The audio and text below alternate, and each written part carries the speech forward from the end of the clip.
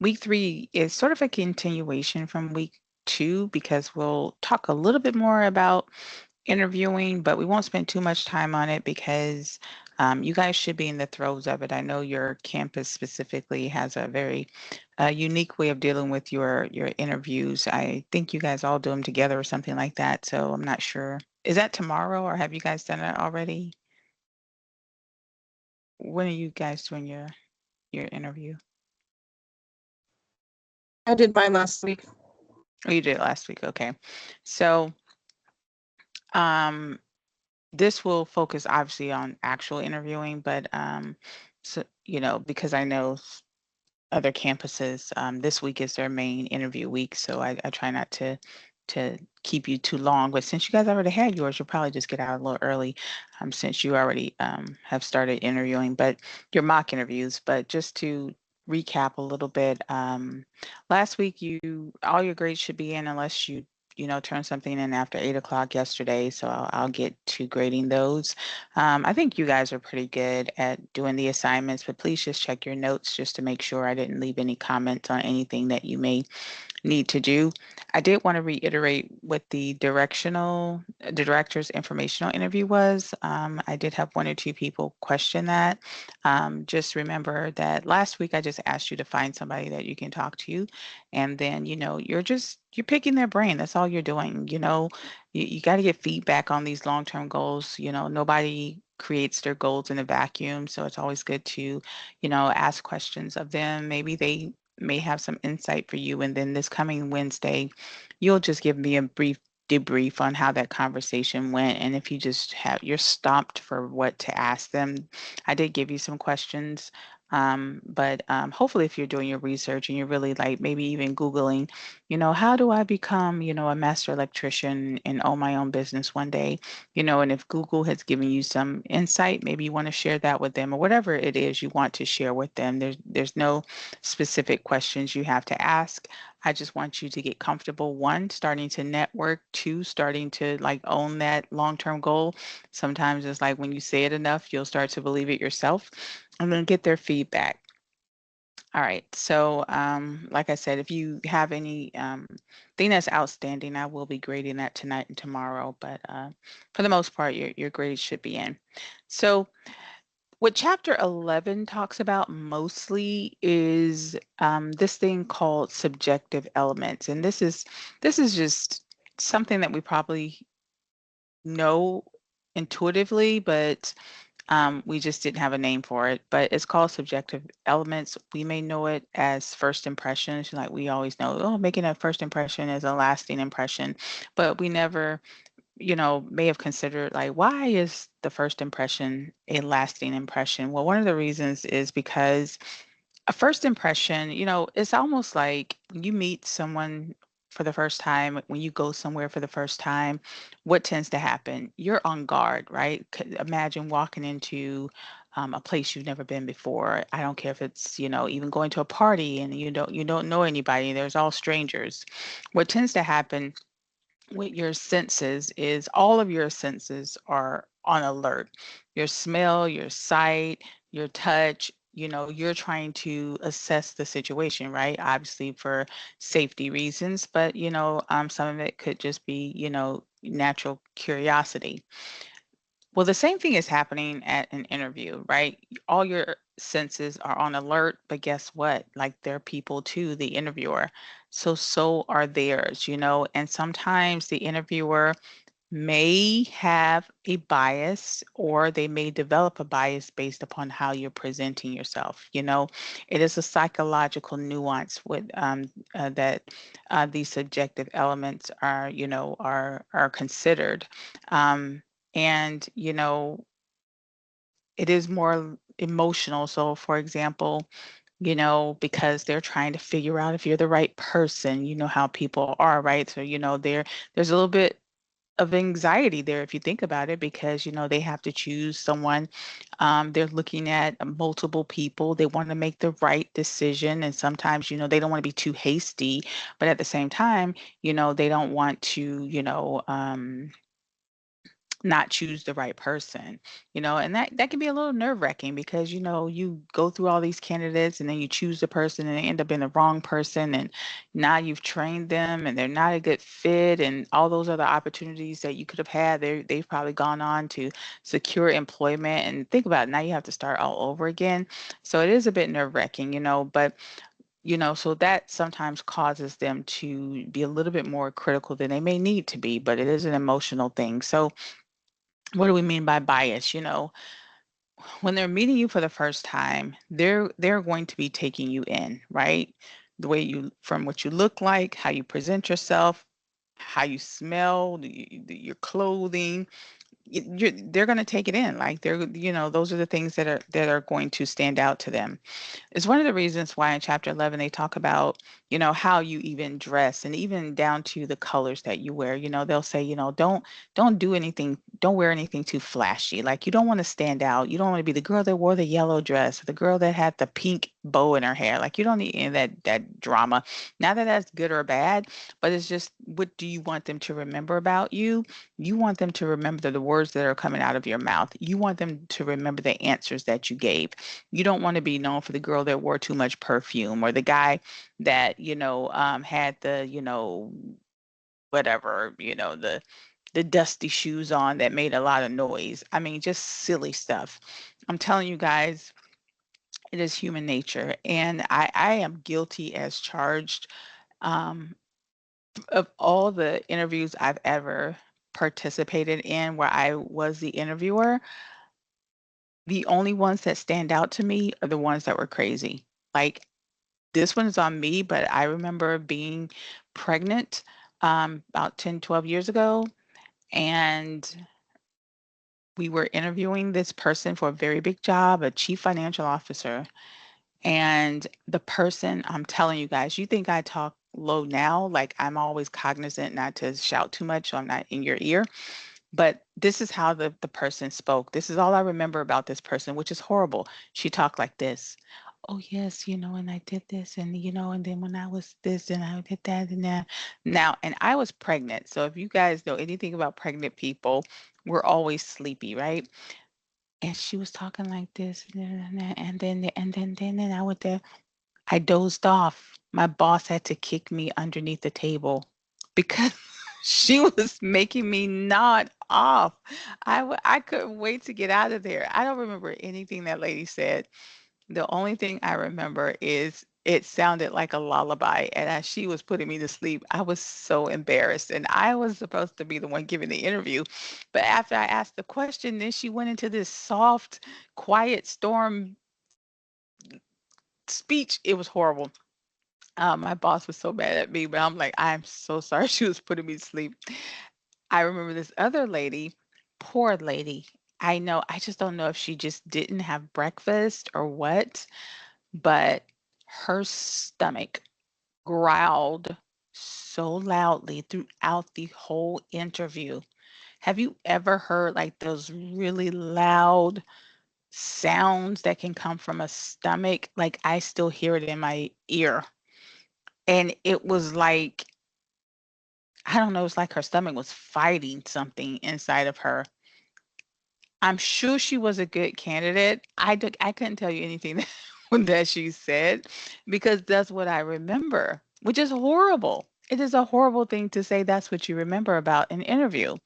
But some of the better candidate, and they probably could have been great candidates, and probably the people that did a great job, I don't even remember them because they don't, not, in a way like what they wore or anything like that, because, those things don't come to mind.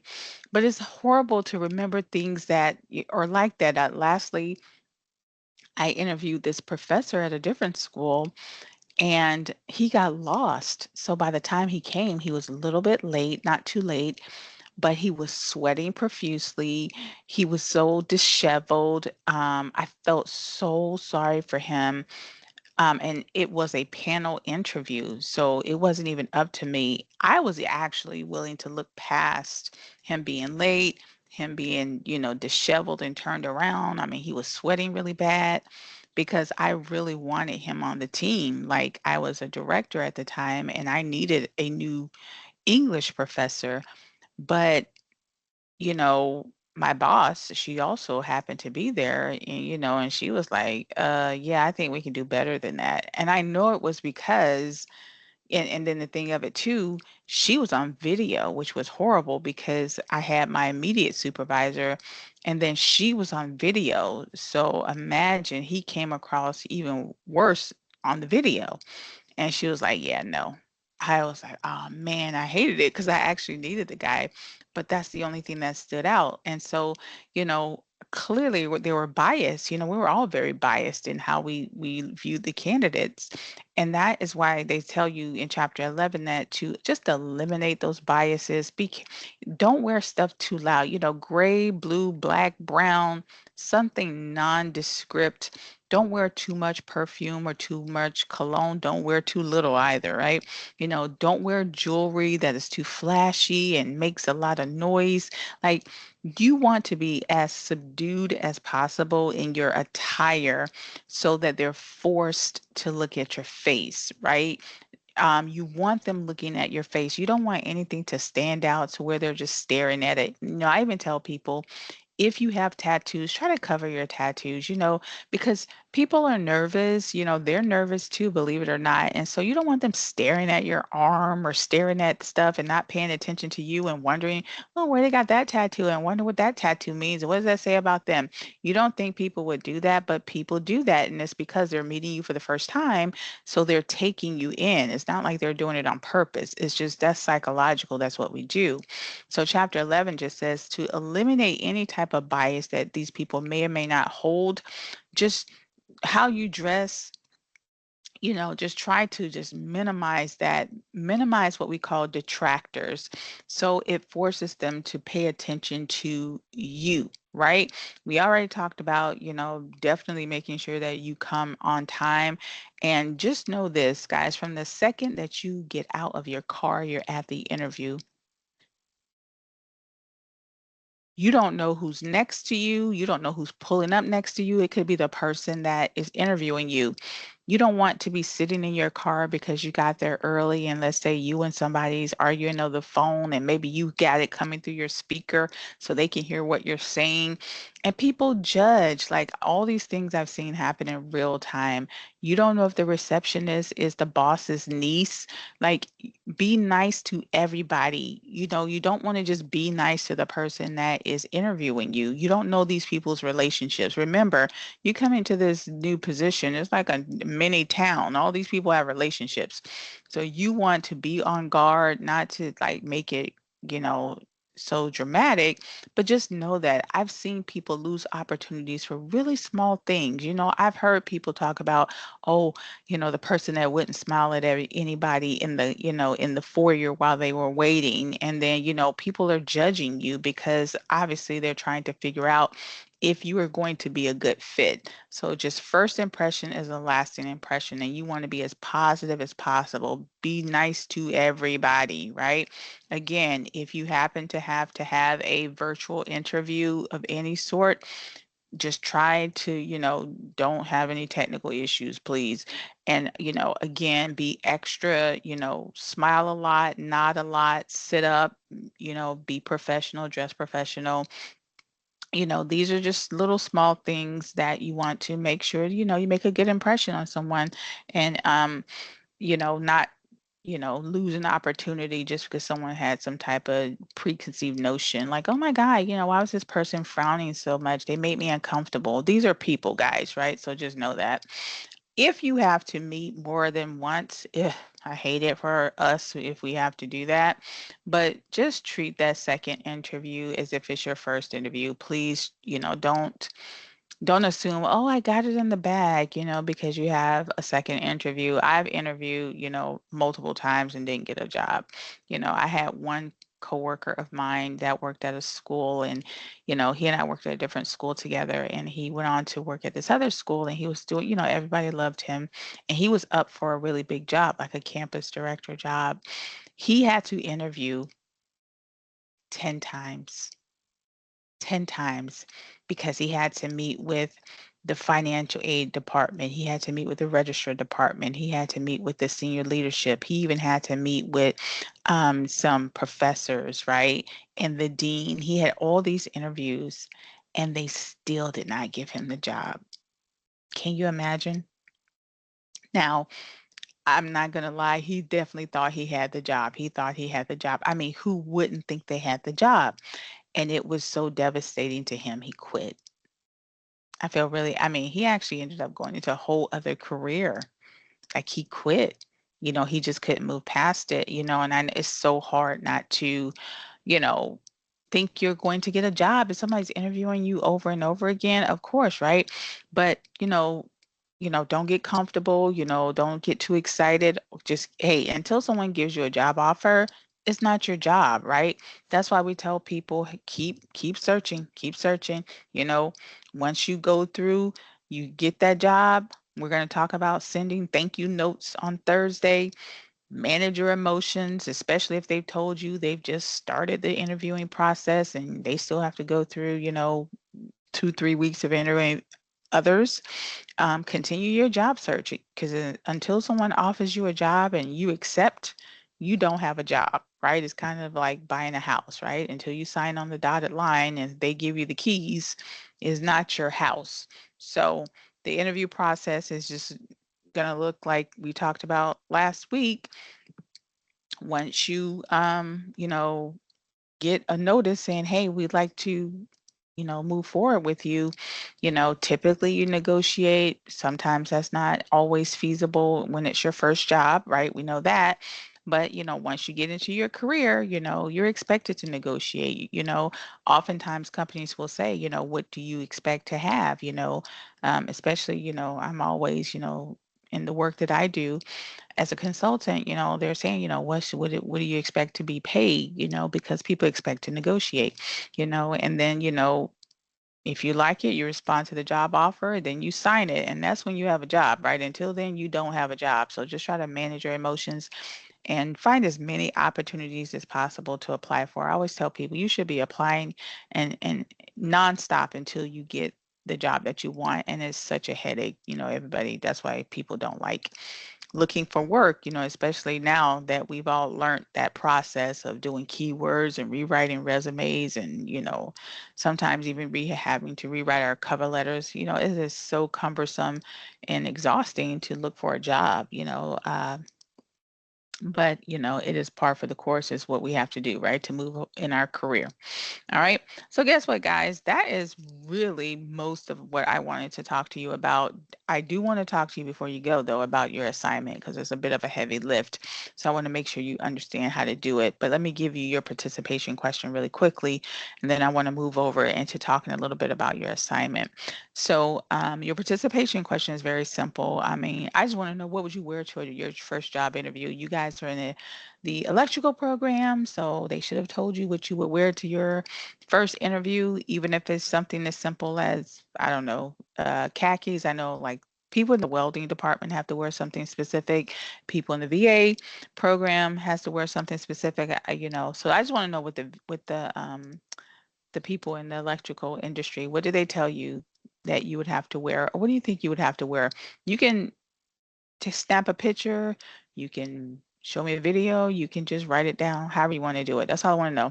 What would you wear to a video? I mean, to your first interview as a electrical person. I'm gonna give you a second to write that down. Then I want to showcase your assignment because I want to walk you through it.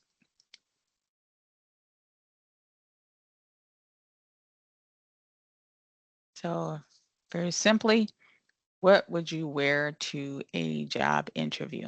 All right, we'll come back to that. Let me show you your assignment really quickly because tonight you will be doing part two of your career plan, part two of your career plan. And I really want you to pay attention to the oh, shoot, hold on. I left the meeting. I really want you to pay attention to the instructions and the assignment. So let me get to it. Uh, we go. I have too much open. Is that it?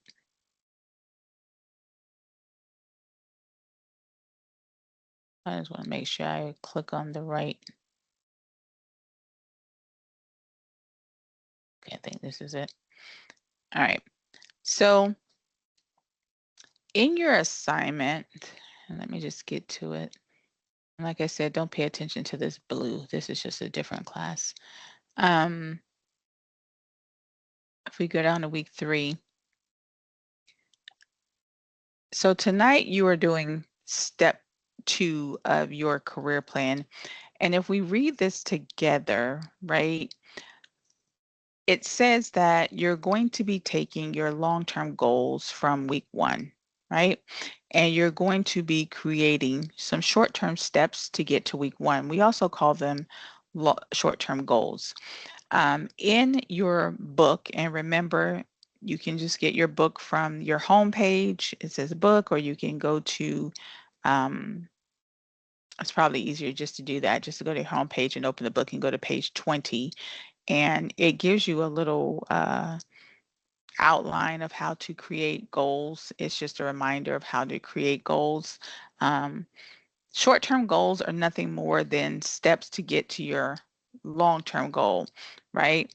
I've given some very basic goals here. Like these are not necessarily career goals, which, I'm going to change it because I don't want people, I think this, people start giving me non-career goals when they see this example. But if someone were to say short-term goals to support my, short-term actions to support my goal, I will learn more. What does that mean? I will talk with 3 people, working as chefs within 1 month. I will get an entry-level job into a restaurant kitchen within 6 months. So I want you to notice something here. um what this is just explaining to you is, if your goal, like this was something that this was not in a smart format, right? I will learn more. So if your goal was to learn more, you still would need to convert that into a smart goal. You see how it did that there? It's kind of like when I asked you, what do you want to do with your career? You don't say, oh, I want to have a wonderful career. You say, I want to be a master electrician. Um, by 2031. And then your short-term steps need to be converted into SMART goals as well. So if your first step was, I will get my first job. Now convert that into a SMART goal. I will get my first job working at a low voltage electrical company by 2 months after I graduate, 1 month after I graduate. You see what I'm doing? And then my next goal may be start an apprenticeship. I will look for an apprenticeship program that teaches me how to work in the commercial business, by 2030, I don't know, 2028, right? Now you try to become a master electrician. So then maybe your third goal would be study for the exam. I will study and pass the exam, the master electrician's exam by, 2030. Y'all see what I'm doing? Does that make sense? So you're going to use your long-term goal as your true north, and then you're going to create short-term steps to get to that long-term goal. Does that make sense? You don't necessarily even have to have this is just, something that even if you got rid of these little titles here, these are the actual short-term steps because these are in the SMART goal format. Does that give me a thumbs up if that makes sense? I don't want to confuse anybody.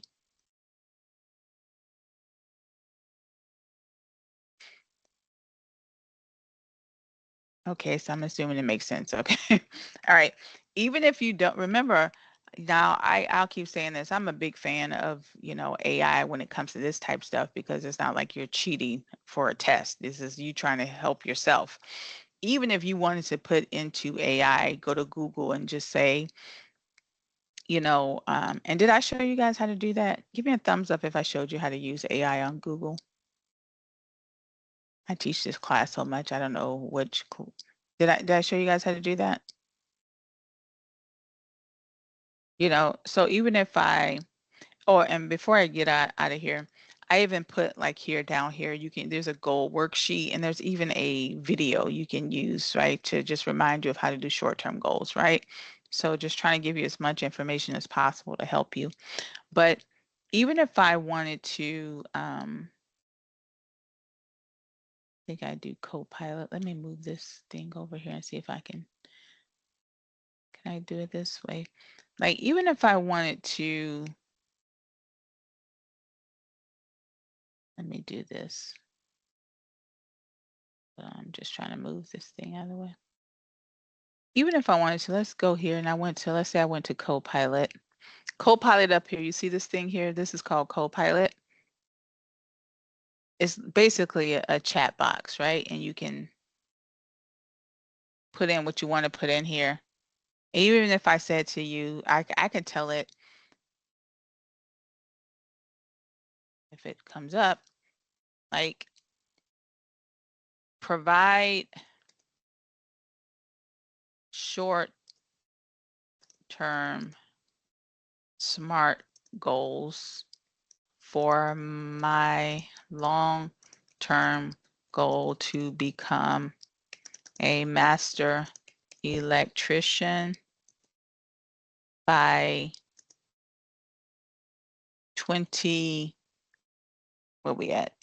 31 if I graduate in 2026. I'm assuming you graduate in 2026, right? And I would just see, look at this. So, because maybe you don't really know, like, I don't know what steps I should take, right? So it gives you some ideas, right? Look what it says. It says that you can try to secure an apprenticeship program. You can, now I don't, did it confuse itself? I will obtain a full-time electrician apprenticeship with a licensed electric contractor so I can begin accumulating required on-job training hours and supervised experience. I don't, do you need classroom training for that? Maybe you do. I'm not sure. Okay, but you guys can tell me whether that makes sense. Step 3, you can do on-the-job training. Step 4, you can do some skills. By step 5, you can earn your license. And then you guys see how it's doing it. Step 7, you become a master electrician. So it's giving you some ideas because maybe you didn't know what the steps it took to become a master electrician. So this is kind of giving you a goal, and see how it's even giving you some sample SMART goals. Y'all see that? Like you can totally use this. Like don't think, even if you don't want to become a master electrician, maybe you want to specialize in something. Maybe you want to specialize in, I forgot what some of your goals are, but do y'all see how y'all can do that? And you can play around with it. You can even tell it to combine steps 1 and 2, or maybe you can just use this to get you some ideas and it can help you think about the steps you want to take. Does anyone have any questions on that? Does that make sense? Quick thumbs up. Makes sense? All right, y'all. Well, that's all I wanted to talk about for today. Like I said, you guys I don't think you have your mock interview tonight. So you guys are getting some time back early.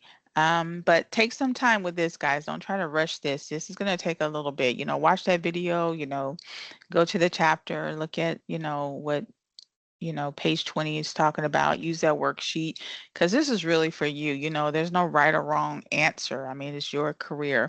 So this exercise is really, really important. It's probably the most critical exercise in this class is really thinking about, because if you do it right, you can use it in real time. Like this is real life stuff, right? Most career people, including myself, we're always doing this. I'm always doing this exercise and I'm always trying to follow my plan. And life happens, so your plan changes. I'm in a big situation now. My life happened, my life changed a lot. And so I've had to pivot my career so that life happens, but it's so important to have a plan so that you can at least, and sometimes even have a contingency plan so that you'll know what to do if life does happen, right? So this process is very, very important for career professionals. So hopefully you'll take some time to get it done right so you can use it, not just pass the class. All right. All right, guys. So that's all I wanted to show you for tonight. Remember, your question was to tell me what you would wear to an interview, and that's it for tonight. If you don't have any questions, you guys are free to go. We'll chat again tomorrow.